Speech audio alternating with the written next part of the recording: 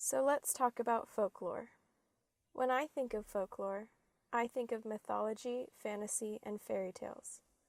I think of mythical creatures and stories passed down for generations. Upon first listen, the songs seem to blend together for me, but not exactly in a bad way. After the first few cycles through, I was still getting certain songs confused, and some elude me even now when I'm asked what my favorites are. But that's the nature of Swift's work this time around.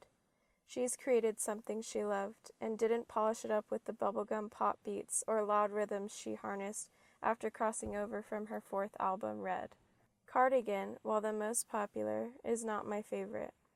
Great storytelling and a spectacular, somewhat eerie combination of instruments makes this ballad compelling for sure.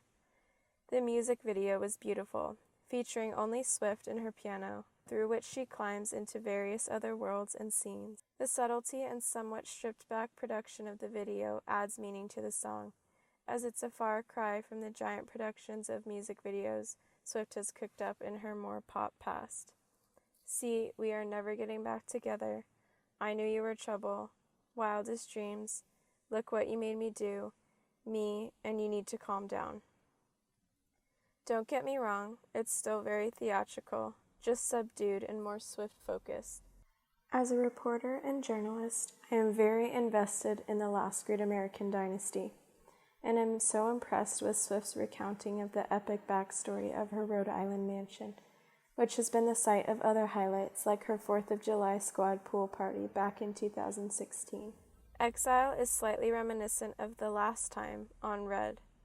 August and Betty really sharpen the love triangle they form along with Cardigan.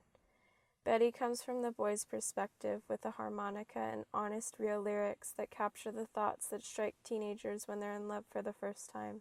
August is dreamy and detached, just like Inez feels in between Betty and James.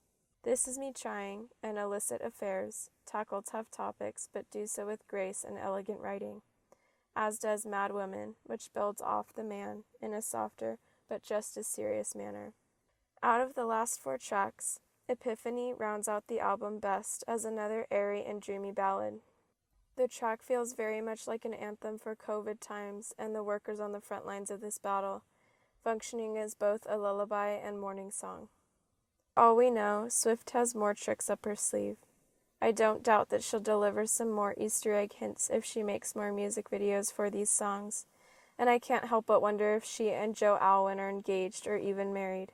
All I know is that Folklore is one really great thing that came out of 2020,